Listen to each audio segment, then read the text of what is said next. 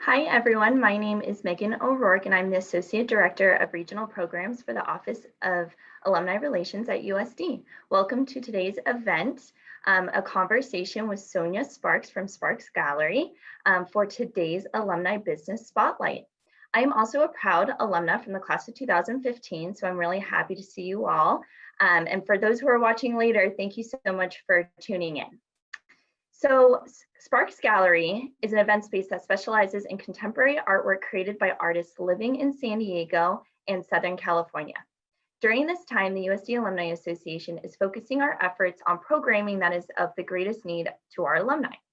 In an effort to support our many alumni-owned businesses, we have created the Alumni Business Spotlight series, where we chat with our alumni entrepreneurs, learn a bit more about their company, and how we as an alumni association can help support them during this time.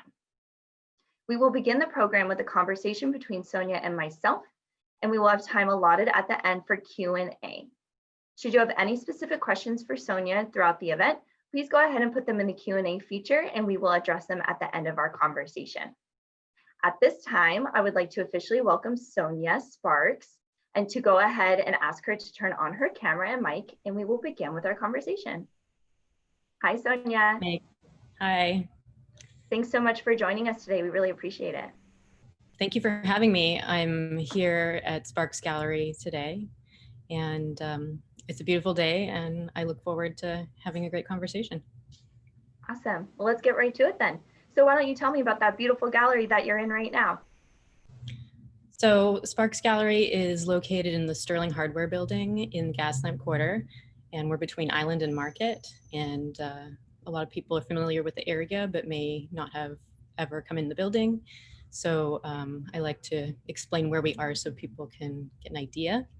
And we specialize in contemporary artwork, like you mentioned, from Southern California artists, and we are also an event space. Awesome. So tell us a little bit about the story of Sparks Gallery.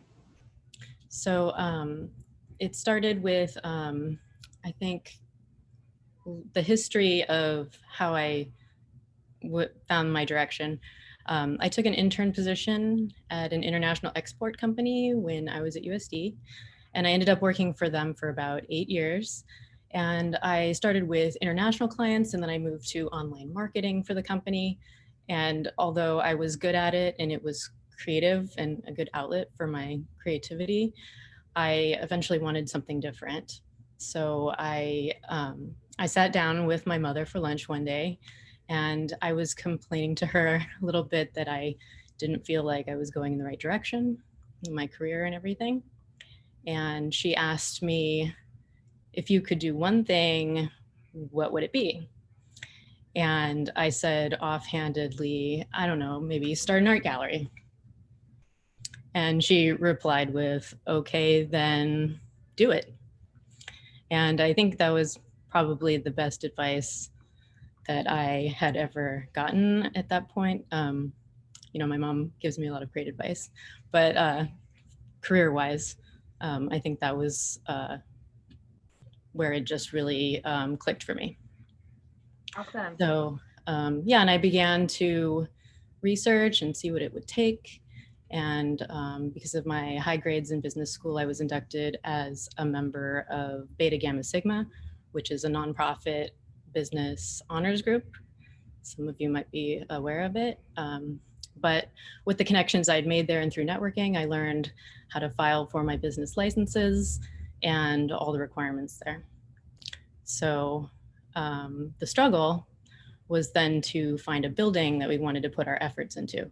And as a family, we wanted to invest in a building. And after 4 years of searching, we found a building just the right time in the market. It needed a ton of work. It was basically an empty rectangular space. And we loved that it was a historical building, Sterling Hardware Building, historically designated in the Gaslamp Quarter here. So we actually peeled off the really disgusting laminate floor that was here, and we found that it had the original floorboards from 1924.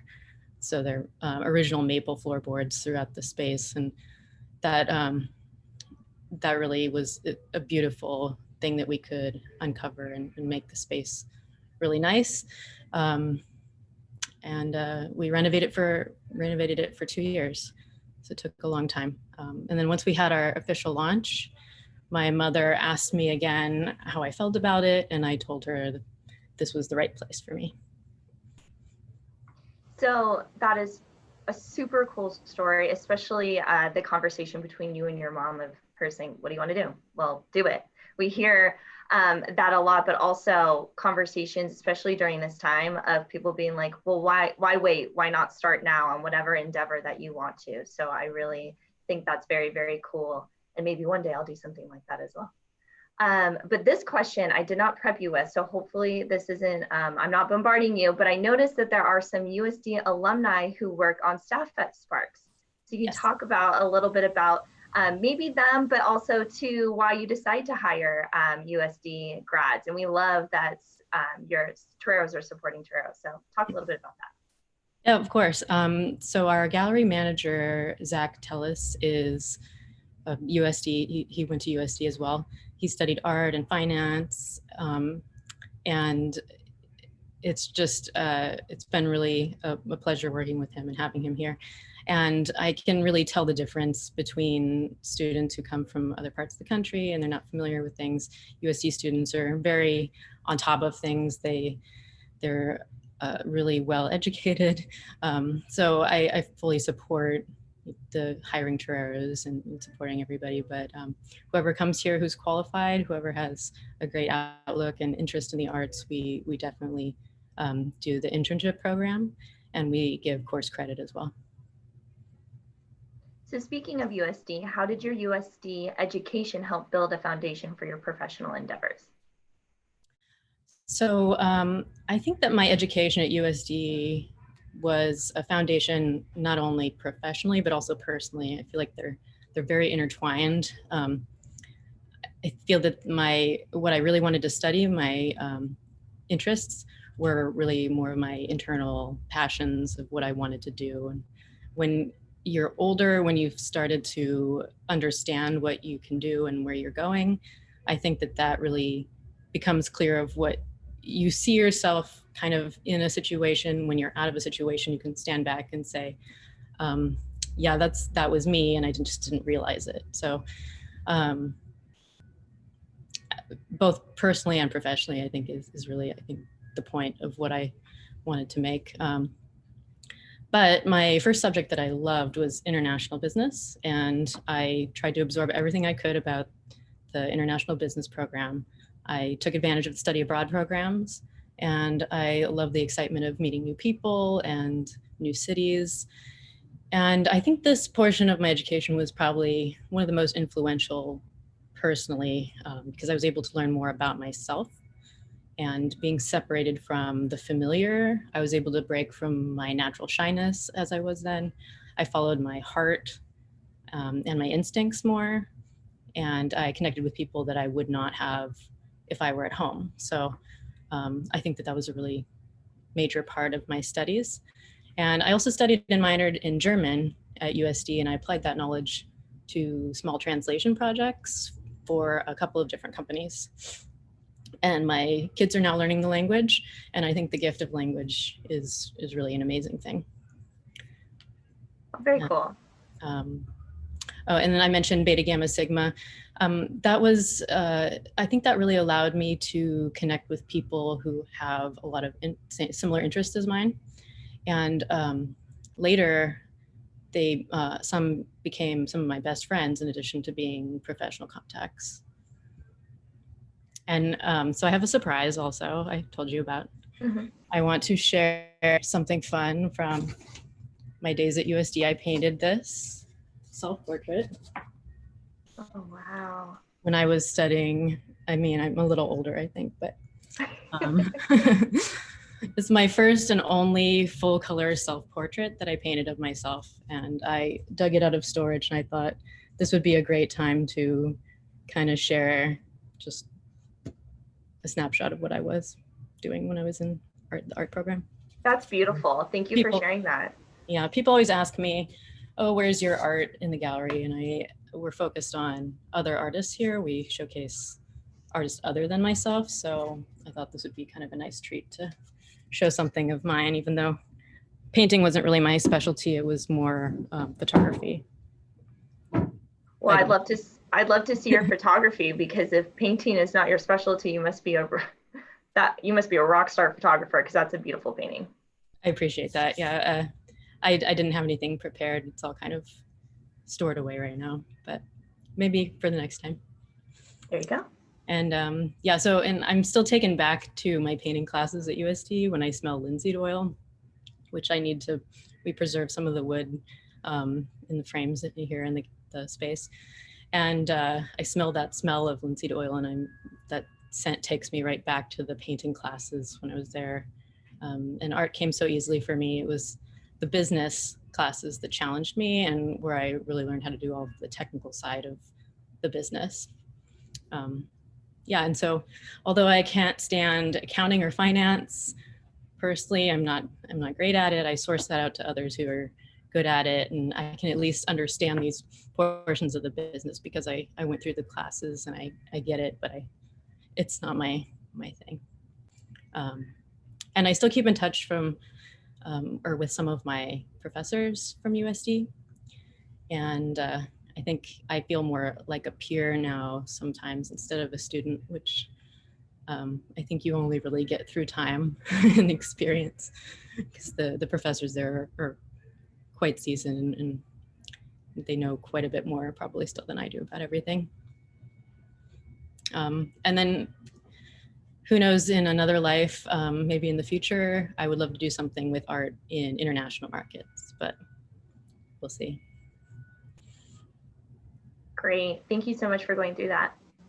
What is the most rewarding part of owning your own business, and also the most challenging? Yeah, so the most rewarding, I think, is when I set a goal and then I look at a creative way to achieve that goal, and then I have a successful outcome. So I try to set high but realistic goals for the business. And I know that the harder the challenge, the more people will fall by the wayside. So I use that as a guide for myself to try and hit those high goals that I can set for myself. And then running an art space allows for the interior to be changing all the time. So we will have a new concept for a show or a design for an event. And there's a lot of creativity I can let loose during that time when we do the space changeovers. So it's pretty challenging to say, okay, we're wiping it clean and we're going to recreate this concept and this idea. And I think it's a regular part of our business, but I really like that challenge of, something's presented in a new way every time, and how do we do that? And then curation and presentation of the artwork in the space is pretty rewarding after you see it come together and you think about it, you struggle with it, and then you come back and you go, okay, let's just flip these things around, and it works. And I think that's really rewarding and fulfilling for me. And, oh, sorry, go ahead. I think while I was writing some notes for myself, I thought I should maybe give some advice to some of the younger people who are starting in business. And I thought about that a little bit. And I think for me, it was when I understood where my strengths were, what excited me the most, and then I focused on that as much as possible.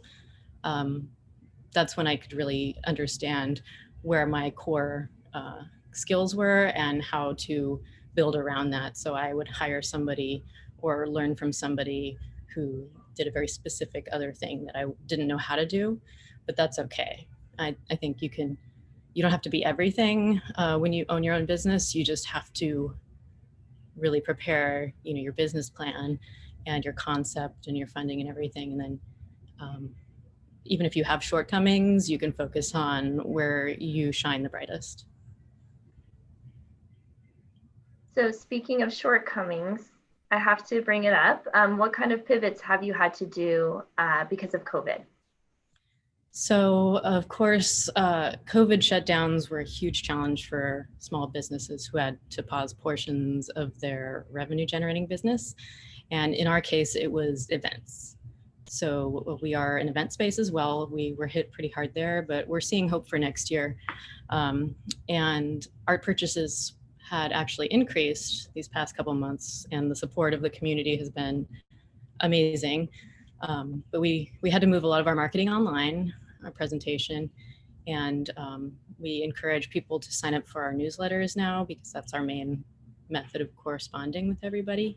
We also have social media as well. And during this downtime, we are using that to build up our foundations with a marketing and strategy analysis.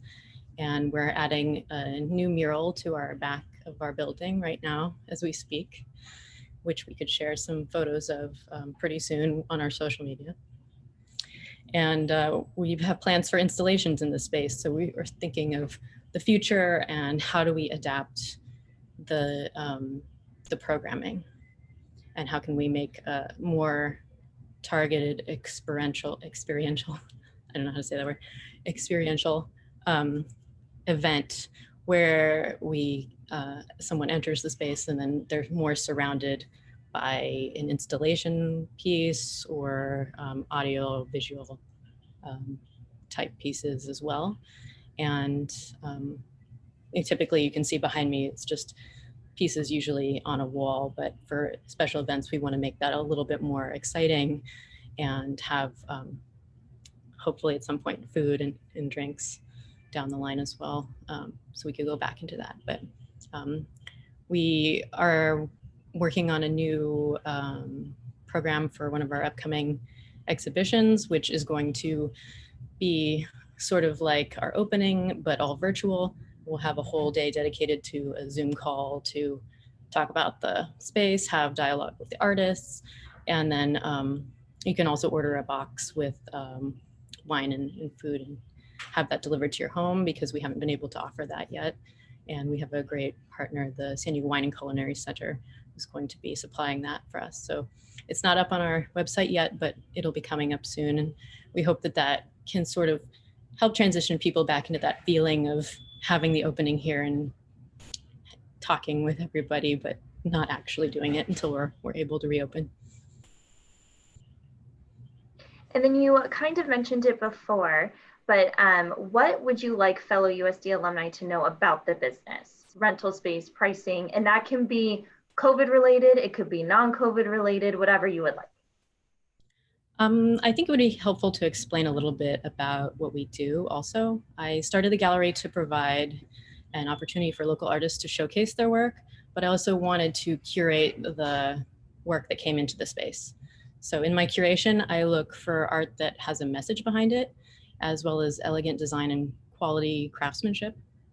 And I try to select work that I feel will resonate with our target audience and collectors, as well as what I'm personally passionate about. So it's a balance sometimes because maybe something I like isn't what people are expecting. So that's a little bit of a challenge, but I like to explain that as well. And then we also sell jewelry, and we can refer clients to artists also who can do murals, large painting projects, or custom pieces.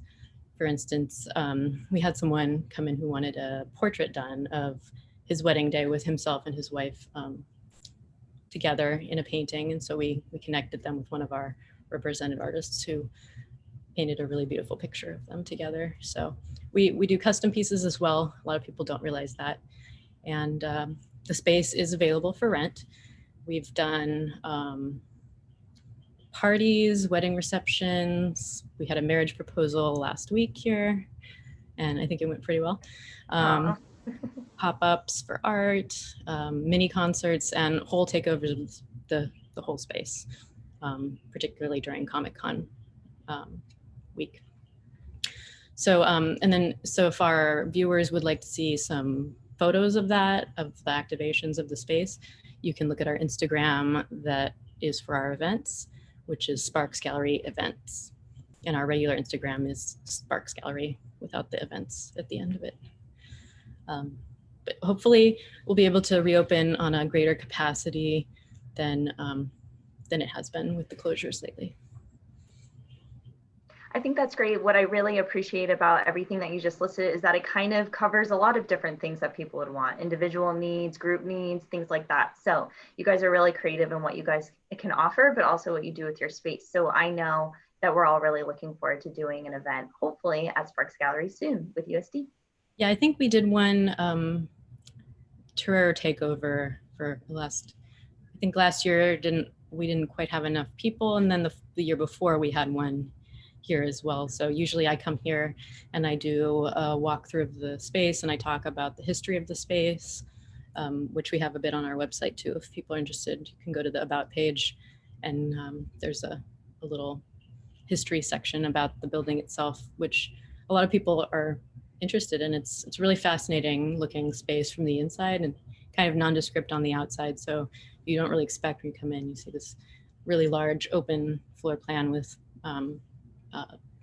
boards, exposed ceiling, and brick walls. So it's a pretty non-traditional gallery space, but we're also pretty proud of that because we have something that's not really ever going to be boring. And I come here and I can see the bricks in different ways, different lighting every day, and it's not a white wall. And I think that's great for me personally. I really want to see something different, and the art, of course, rotates as well. Okay, so 2 final questions for you, and then I have some questions about the pieces behind you. But the first is, who is your favorite artist? I like to, so all of our artists I like for different reasons. I get this question a lot, but I like to give my husband a little credit because he also is an artist, a photographer, and he works with non-traditional alternative processes with photography.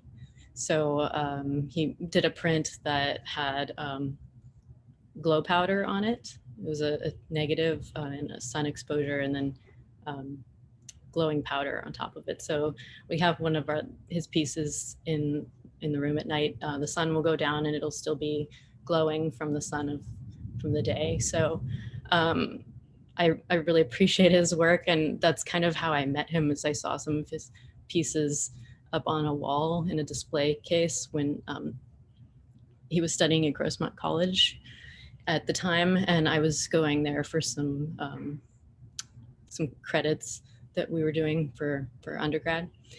And I noticed his pieces there, and then later I found out who he was and that he'd created those pieces. And I appreciated his work, I think, before I'd actually met him. And I think that is something that you experience when you're in a gallery, is you don't really know the person, you see their work and something connects you to them in a way. And you find this beauty or this connection with someone maybe you haven't even met before. And I think that's really beautiful. And luckily I was able to have a more deep connection in a way too. So I credit his work as my favorite artist because, it's really something personal to me. And also I really appreciate his craftsmanship and his eye. I love that. All right, final question for you is what is your favorite spot on campus at USD? I had a lot of favorite spots. Usually the quiet courtyards. I would want to go there and clear my head after I had a long class. So I was a commuting student and I didn't live on campus.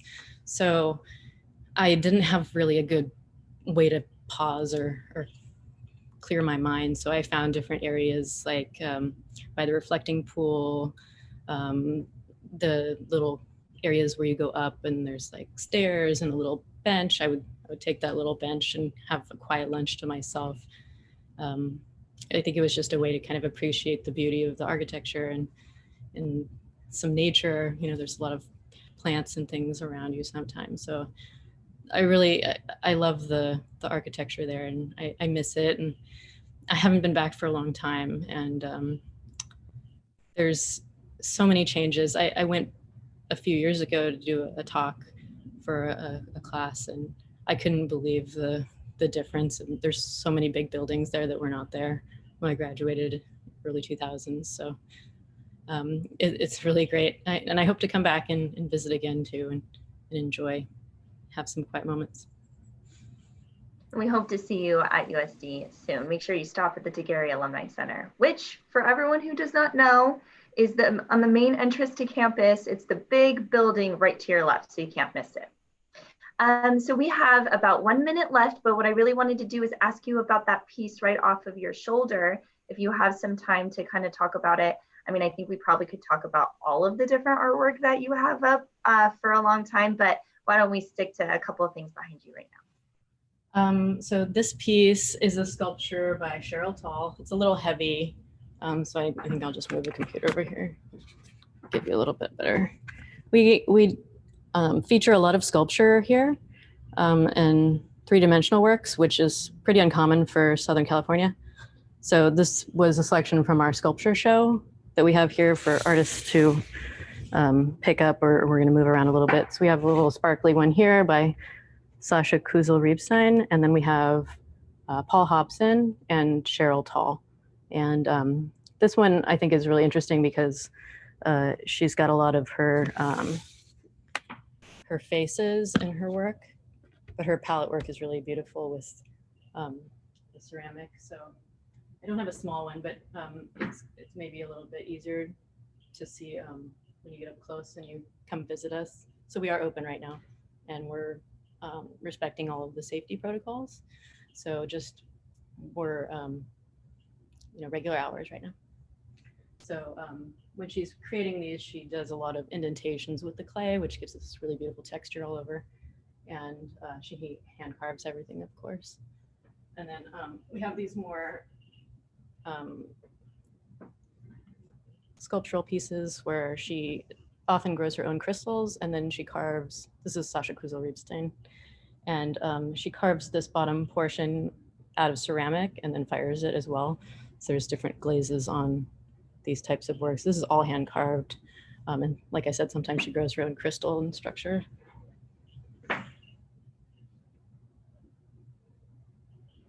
And we have a sculpture here by Manuelita Brown. That was part of our small sculpture show. I can just kind of take you on a little tour here. I do these kind of tours also on our website. So sometimes I'll go through an exhibit and explain why I've chosen the works. Across here, we have a collaborative show from an artist called Jens Rossen, and that's in partnership with Exclusive Collections Gallery, and they're currently in Solana Beach.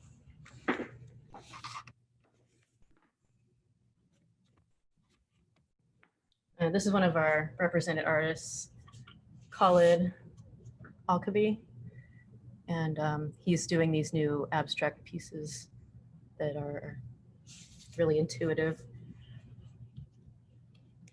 And we have a solo show by Sherry Colbeaton right now, and this is one of her smaller pieces.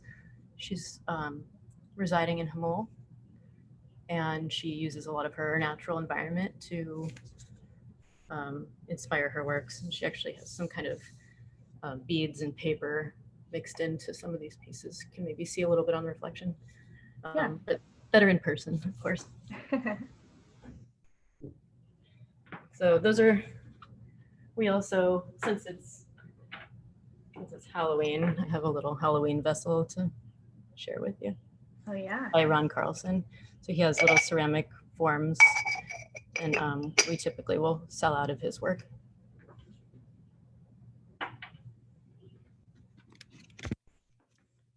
So did you want to see any of the other ones here, or are we wrapping up? You know, I think we're just about at our time, but I wanted to thank you so much for having this conversation with me. I think it's really a wonderful opportunity for us to highlight our alumni businesses across not only San Diego, but the country. Hopefully, a lot of people who join the call will be excited to visit Sparks once it's officially open and can do so. And we hope to have an alumni event there soon. So again, Sonia, thank you so much for chatting with me today. thank you for having me, and all of the people who joined today. Thank you for listening, and hope to see you soon. Alrighty, everyone, that's about it. So have a great rest of your day. The screen that you see that is being shared has a couple of events that we have coming up. USD and the USD Alumni Association has events for you to participate in almost every day of the week. And we hope that you do. We would love to see you at an upcoming event. So please take a look at our calendar at alumni.sandiego.edu. And then we will also include information to connect with Sonia. You see her email right there, but we'll include information on her Instagram, website, email, things like that on the thank you email. So again, thank you so much for attending, and I hope you all have a great day. Take care. Thank you.